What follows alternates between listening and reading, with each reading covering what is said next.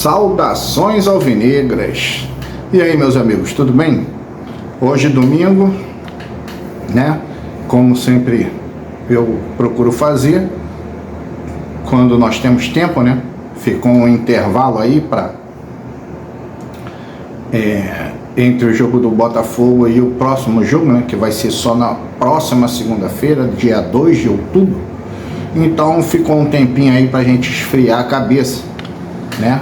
Por causa do resultado do jogo Botafogo e Corinthians.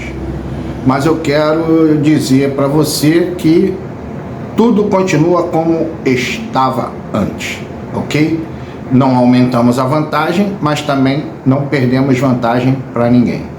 E eu digo para vocês também o que eu já falei hoje aqui embaixo aqui para nossos amigos que nos questionam, né?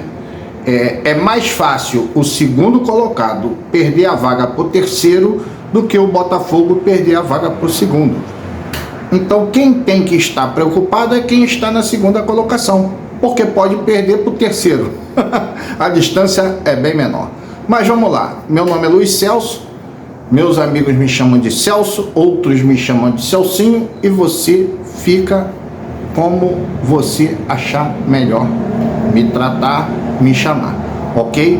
Nosso quadro é o quadro Botafogo Sem Mimimi e o meu canal é o canal Celso Rodrigues Celcinho.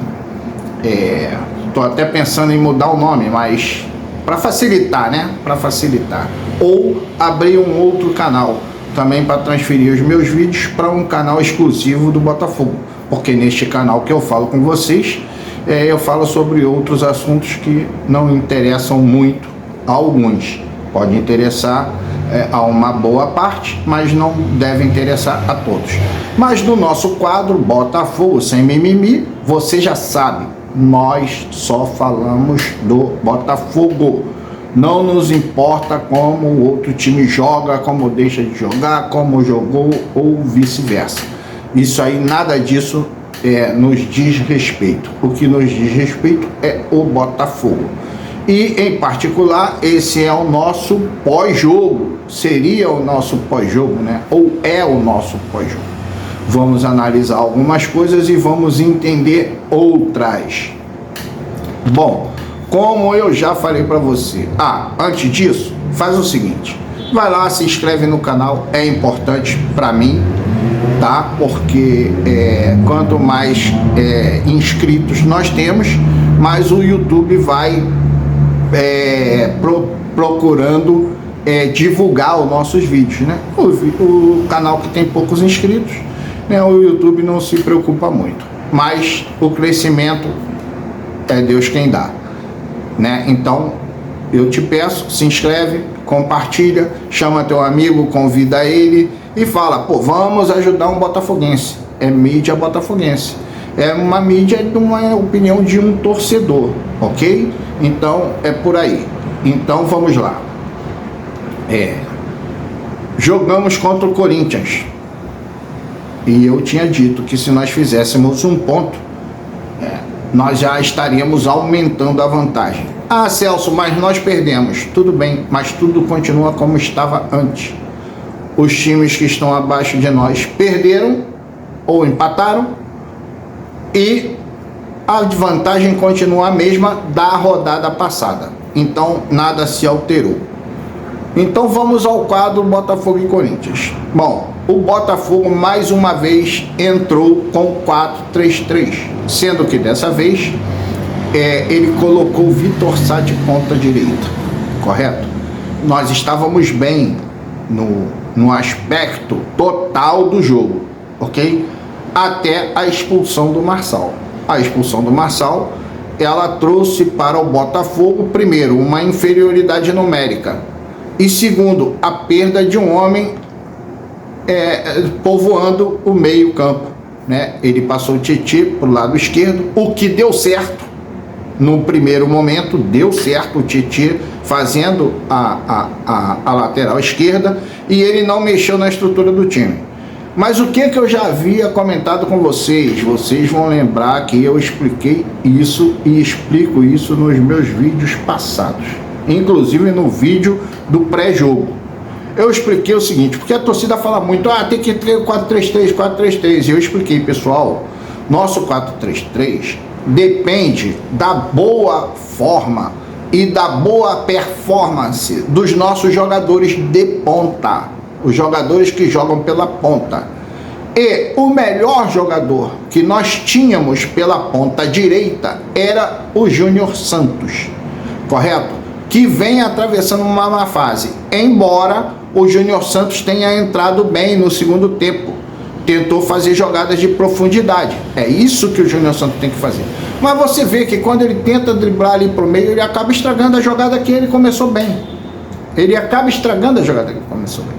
Então ele não está numa boa forma, e eu expliquei isso. Vitor Sá pelo lado direito, Luiz Henrique pelo lado direito, Carlos Alberto pelo lado direito, eles não apresentaram até hoje uma boa performance. Então dificulta você jogar no 4-3-3 quando você não tem o jogador especialista naquela posição. O Vitor Sá é muito bom pelo lado esquerdo, o Luiz Henrique é muito bom pelo lado esquerdo, o Carlos Alberto é muito bom pelo lado esquerdo, é bom pelo centro do ataque e é razoável pelo lado direito. Então nós tínhamos qual opção?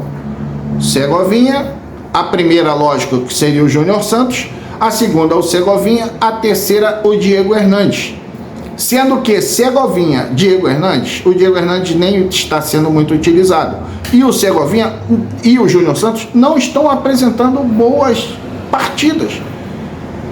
Isso é nítido, é claro. Entendeu? Então, até aquele momento, o Botafogo estava produzindo resultado. Porque o primeiro tempo terminou 0-0. Então não havia ali nenhum tipo de dificuldade em manter aquele padrão. Bom, foi para o segundo tempo com o mesmo time. Por quê? Nós estávamos mantendo 0-0, correto? Mas o técnico lá botou fulano, e só porque o técnico botou fulano e fulano, você tem que desmontar o seu esquema que até o momento estava dando certo, correto? Então você deixa o jogo começar e a partir daí você faz as suas observações. E aí é onde eu quero chegar nesse detalhe. No momento que o Bruno Lage percebeu que o Renato Augusto e o Fagner estavam causando um desequilíbrio na partida, ele projetou as 3 substituições. 3 substituições estava programada para aquele momento. 5, 10 minutos, não levou mais do que isso, 5, 10 minutos. Ele já estava com o Gabriel Pires, ele já estava com o Diego Costa e ele já estava com, se não me engano, o próprio Carlos Alberto, ou não, agora não me lembro bem, tá? Para fazer as substituições. O que aconteceu nesse momento? Nesse momento o Corinthians faz um ataque pelo lado esquerdo. O Di Plácido, que na minha opinião até aquele momento era o melhor jogador do Botafogo, era o Di Plácido, jogador de linha, era o Di Plácido, o melhor jogador, ele fez uma opção equivocada. Por quê? Ele, ao invés de procurar a bola, porque não tinha mais espaço, o jogador já estava na linha de fundo, ali não tinha mais espaço para o jogador, correto? Ele, ao invés de buscar a bola ou até mesmo a falta no jogador, não, ele tentou dar um jogo, um jogo de corpo, né? Ele buscou o corpo do jogador. E aí o jogador se livrou daquele jogo de corpo, ele passou direto e o cara fez o cruzamento, aonde o Gil, que fez o gol, cabeceou, Di Plácido fez aquela boa defesa, excelente defesa, mas o Gil pegou o rebote, porque o Cuesta havia caído, e ele ficou sozinho para pegar o rebote e fez o gol. Então, foi praticamente isso que aconteceu. Quando o Bruno Lage ele fez as 3 substituições, logo que saiu o gol, ele começou a equilibrar, e aí vem aquilo que eu falo, Gabriel Pires, ele é indispensável no meio campo. Eu vou explicar por quê. Porque o Gabriel Pires, ele busca a bola antes do meio campo, antes da linha de defesa do Botafogo, antes do adversário passar da linha de meio campo. ele busca a bola lá na origem. Ele vai em cima do zagueiro, ele vai em cima do meia, ele vai em cima do volante. Entendeu? Enquanto o Tietê e o Marlon Freitas, eles atuam mais atrás da linha de meio campo. Então isso foi uma dificuldade do Botafogo, roubar a bola na linha de ataque, para evitar, uma vez que o Corinthians já estava com superioridade numérica, para evitar que o Corinthians avançasse as suas linhas para dentro do campo do Botafogo. Então o Gabriel Pires é fundamental. Então foi assim que desenrolou o jogo. Em momento algum,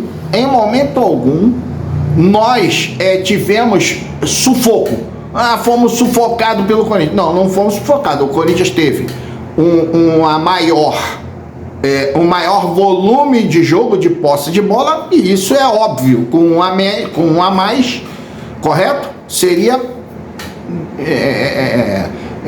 impossível praticamente o Botafogo ter maior posse de bola, mas o Corinthians não ofereceu grandes perigos à meta do Botafogo. Basta, se quiser ver aí, ó, Sport TV passa direto aí os jogos, Premier passa direto aí a reprise dos jogos. Foi isso que aconteceu, ok? Então vamos lá, terceira derrota consecutiva. Cara, qualquer time pode oscilar. Qualquer time pode oscilar. Mais uma vez eu lembro, em momento algum o Bruno Lage atuou no 4-4-2. O único jogo que ele entrou no 4-4-2, se não me engano, foi contra o Coritiba, que ele botou o Gustavo Sauer e todo mundo já reclamou. Quando viu que o Gustavo Sauer já fez 2 gols, já mudaram de opinião. O Gustavo Sauer, o cara é um gênio, o técnico é um gênio, é maravilhoso. Então, vamos ter cuidado na hora de fazer as críticas. Correto? Eu também fiquei chateado. Eu também achei que algumas coisas poderiam ter sido diferentes. Correto? Achei que ele... sim, o jogador que ele iria colocar quando fez as 3 substituições era o Hugo. Então ele tinha lá o Gabriel Pires, o Diego Costa e o Hugo.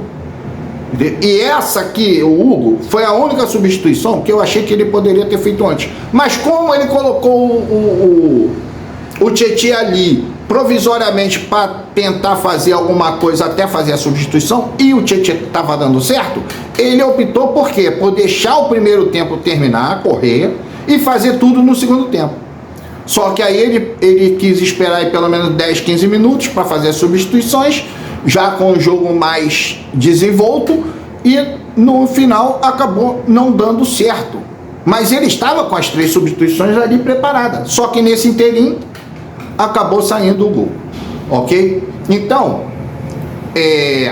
minha opinião, isso é minha opinião, para mim é 4-4-2, com o Tietê pelo lado direito. Por quê? Cara, simplesmente pelo fato do jogador, não adianta você querer dizer, bota Vitor Sá pela ponta direita, bota Luiz Henrique pela ponta direita, cara, esses jogadores não estão desempenhando uma boa função. Então, o ideal é você testar o Tietê pelo lado direito. Se o Júnior Santos estivesse na boa forma, cara, eu seria o primeiro a dizer que tem que continuar jogando com o Júnior Santos. Mas é nítido você ver que o Júnior Santos não está desempenhando uma boa função. Ele começou bem o campeonato, 4, 5 jogos lá do segundo turno, do primeiro turno, e a partir da contusão que ele teve, ele parou de performar. Ele próprio reconheceu que não estava performando, correto? Então, pessoal, é isso que aconteceu, nada mais do que isso. Vamos fazer um manifesto, Cara, isso aí é estupidez. O manifesto que foi feito ano passado lá, quando a torcida lá invadiu lá, deu merda. Desculpa a expressão, deu errado. Então, vamos manter o foco. A distância continua a mesma. Lembrando, nós pegamos os times mais fortes nas 5 primeiras rodadas, com exceção do Bahia, que está na zona, tá na zona do rebaixamento. Agora nós vamos pegar os times meio de tabela, vamos colocar aqui. O único time que nós vamos pegar mais forte é o Bragantino e Fortaleza, e Atlético Paranaense, que estão a muitos pontos atrás da gente, né? Os mais próximos continuam sendo o Palmeiras, agora tem o Bragantino, o Fluminense, não sei qual é o terceiro colocado, e o resto está bastante pontos atrás de nós. O Palmeiras, que é o segundo, está a 7 pontos, ok? Então vamos manter a tranquilidade. E o Palmeiras vai jogar contra Bragantino, vai jogar contra Atlético Mineiro e vai jogar contra, se não me engano, o São Paulo, até a 10ª rodada.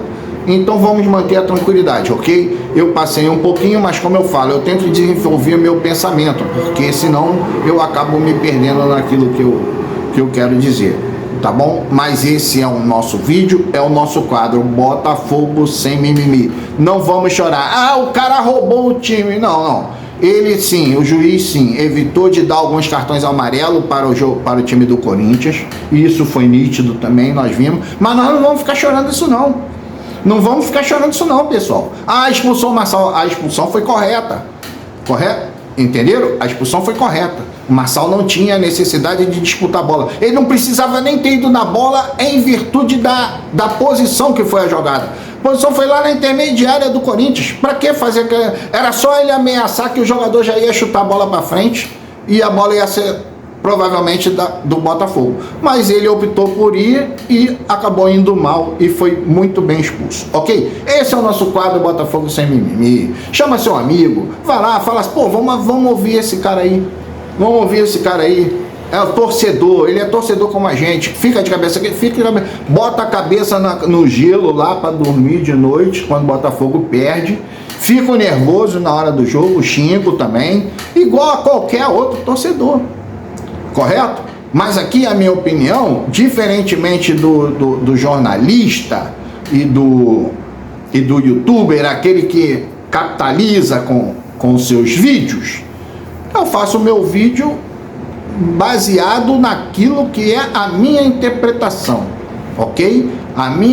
Eu ouvi muita coisa e ouvi, poxa, pessoal querendo ensinar como é que o jogador tem que se comportar. Cara, isso não existe. Isso não existe, ok? O jogador sabe muito bem, tá? O técnico sabe muito bem, o técnico sabe escalar, ele tem uma equipe trabalhando para ele, mas às vezes não dá certo, tá?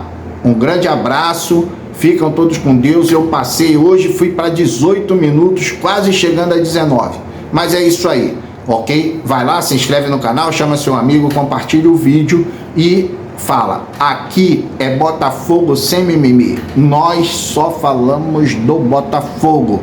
Saudações alvinegras.